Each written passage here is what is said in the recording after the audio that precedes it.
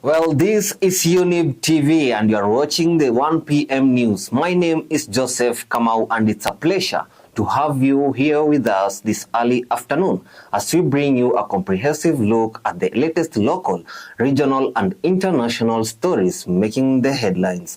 On today's bulletin, we begin with developing stories across the country, with the latest being the CS of Interior Kipchumba Murkomen promising to eradicate and secure police station for all Kenyans. We will also take a closer look at matters affecting ordinary Kenyans. But first, let's have the highlights.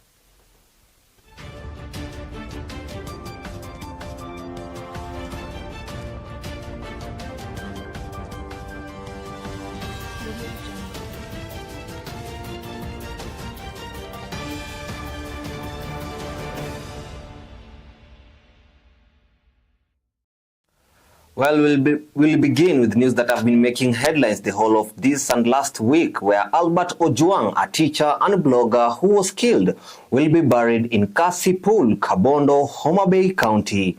While visiting the family in Kokwanyo village, Governor Gladys Wanga joined other officials in demanding prompt justice and stating that no one should be given special treatment during the police inquiry into his death. Nimetoka Nairobi siku ya jana na nimeleta ujumbe wa msiba hapa nyumbani. Sababu tangia nitoke hapa niende Nairobi, niliondoka hapa ikiwa nimemfuata Albert akiwa ni mgonjwa, akiwa ameshikwa na polisi. Lakini habari nilizopata huko ni jana ndio nimeleta habari kwa watu wa Kakothi na Kokwanyo kwa ujumla kwamba Albert ameaga dunia. We are very sad with the family and as a people, and we join Kenyans in this sadness. We welcome everyone. As a family, we do not close doors for anyone who wishes to mourn with us. We want to thank the civil societies, and we want to thank especially the Gen Zs who have stood firm with us. And in this case of Albert, let anybody and everybody who was involved face the full force of the law. And there should be no sacred cows. We want to know why. Why was he taken to Central? And why was he isolated? And who are those people who are with him in the cell? What happened exactly? The police station has CCTV cameras. We want to see what exactly is on those cameras. We are not aware of who filed the petition. We are not in it. Our lawyer is not aware, and our lawyer has written to the magistrate to clarify that Mzee is not the second petition as it is indicated in the media. So it is not with us. However, we welcome anybody who wishes to come and mourn with us. We are available here at home. It's open. Back in Nairobi, we are open to anyone who is willing to come to mourn with us. Now, still on the same story on Ojwang, in response to public outcry over the blogger's death, while in police detention, former Chief Justice David Maraga has demanded that Deputy Inspector General of Police Eliud Lagat be immediately removed from office and arrested. President William Ruto was also criticized by Maraga for not ensuring that victims of police abuse receive justice. In this resetting and rebuilding process, we demanded the arrest of the DCI because he lied on oath, and the IG, as well as Mr. Langat himself, and they be prosecuted, and those, of course, who are associated with the murder of Ojwang. The buck stops with the president. When something like the murder of Ojwang and very many others have happened, the president is supposed to call those who are concerned to either take action or leave. He is actually supposed to demand their resignation. President Ruto himself made a statement which was callous and very, very disrespectful to the people who, or to the family of Ojwang. And it was intended to avoid taking responsibility for the kidnapping, the killings, and what has happened in the past few years. Be clear, we support the efforts of the other Kenyans who have already petitioned for private prosecution. And if no action is taken, we will join them and come up even with fresh charges against them. And we demand that this be done on or before the 25th of June this year. If that is not done, we will formally come out and join those efforts and demand for.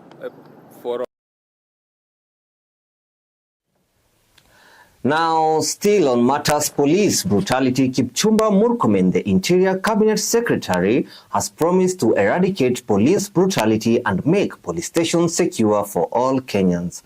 His comments coincides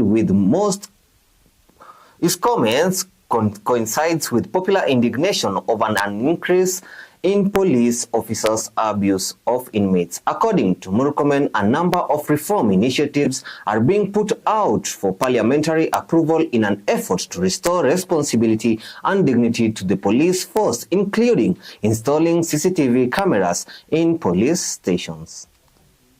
Very conscious societies will ensure that when an incident happens like the one for Mr. Albert Ojwang, you don't, as unfortunate as it is, you don't allow that incident to be part of the statistics. It's also an opportunity for us to rise up and say, what else can we do? Outright assaulting a police officer, insulting a police officer, provoking. You are holding a machete. You saw the case of Nakuru, someone having a panga and showing directly to the police officer. And we are all as Kenyans not enraged as if a police officer has shown or pointed a gun to a civilian. It should apply both ways. Important for Kenyans to know that the current stations that have CCTVs are not CCTVs that are sanctioned fully by the National Police Service. It was the initiative of the individual police stations. Now this shall be mandatory for the entire 1,209 police stations and other police stations that shall be constructed. Now, in order to protect every Kenyan kid and guarantee equal access to food, healthcare, and education, First Lady Rachel Ruto has called for more funding for children's welfare. She advocated for the smart use of resources to provide a better future for all children while speaking at the Day of the African Child celebrations in Wote, Makueni County.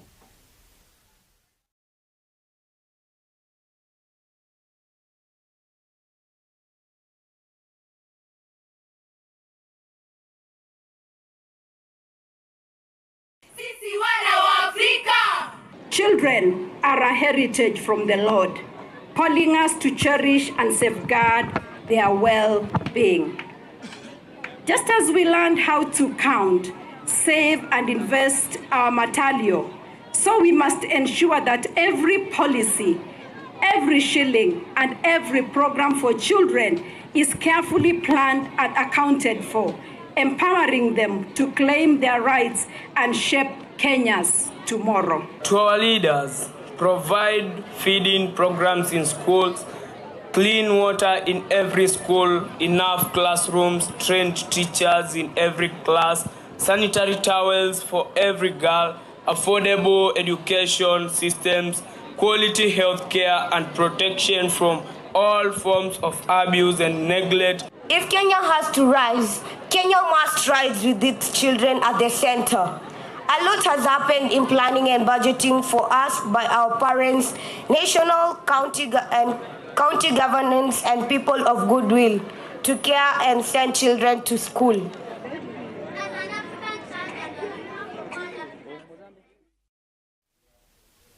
Well, we are going to take a short break. When we come back, we'll be looking at the ailing health facilities in 5 counties. Stay tuned.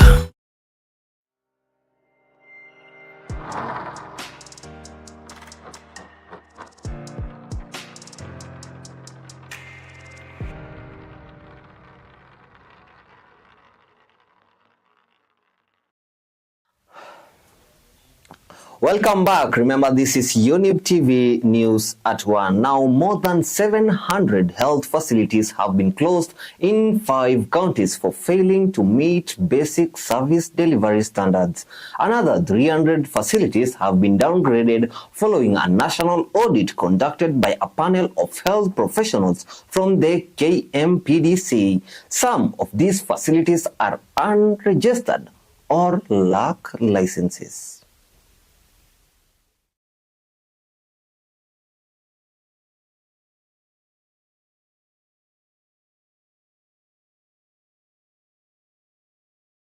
And we will go to all counties and all constituencies and all wards.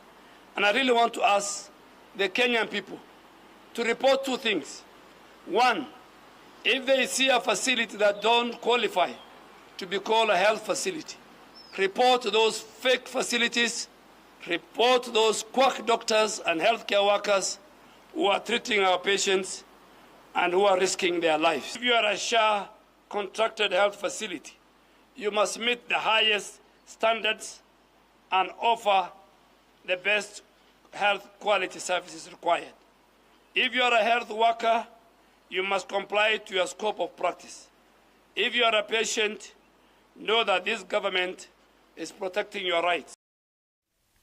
Well, on to other stories making the headlines in counties. More than 1,700 families affected by floods in the Tana Delta region of Tana River County have received shelter and food assistance from the central government through the Department of Special Affairs. Speaking to reporters in Bandi village, the department's secretary Ismail Malim said the families would continue to build houses. Some of the victims have also asked the government to build them permanent homes. Serikali iliweza kupeana usaidizi aina mbalimbali, iko ya chakula, iko ya mambo ya ujenzi ya nyumba, na familia wale wameathirika wako wengi mno. Na kati ya hawa serikali iliweza kwa phase 1, imepangwa katika phases. Katika hiyo phase 1 tumeweza kusettle familia zaidi ya 1700. Naomba serikali kuu kwa vile ambao walituletea hizi mabati kwa watu 100, na hao watu ambao walipeana hizo mabati wamejenga manyumba yao. Saa hizo nyumba 100 ziko tayari hapa, kulibaki watu 180. Tunaomba watu 180 wapewe hizo mabati ili na wao wajenge manyumba kama wale wengine. Na program vile tumeimplement ni kwamba zaidi ya families 1700 wameweza kuwa settled katika hii area ya hii county ya Tana River. Wameshapewa mabati, wameshapewa bao, wameshapewa msumari na vifaa vingine vya kujenga. Well, before we wrap up our news, let's look into sports. Now, the Kenya Association of Technical Training Institutes successfully concluded the National Athletics Games in a spectacular manner at Afraha Stadium in Nakuru County. This 3-day event gathered vocational training centers from all over the nation, where numerous athletes achieved personal bests. The top performers are anticipated to participate in the forthcoming Athletics Kenya Games. Kufuata program ya coach tukiwa tu nyumbani na wajamaa yangu, nimefurahia sana. Tunatoka Western Matili, shule ni Matili.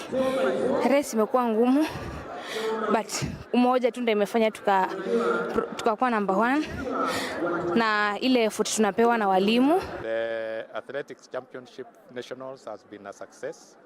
We had 1,800 trainees participating in this activity, and the discipline has been excellent. The performance has been well above average. We want to appreciate all the teams from the 9 regions that came, that they have really shown the skills that they are. Now that brings us to the end of our news bulletin at 1, and news reaching our news desk this afternoon is that protests has erupted in Mombasa, Kilifi and Nairobi County demanding for the justice of Albert Ojwang, whereby it is said that goons have infiltrated the Nairobi protests and a motorbike has been banned in the Nairobi CBD. Stay updated here at Younib TV. My name is Joseph Kamau. Thank you for staying informed with us. Remember, news update continues around the clock on our digital platforms.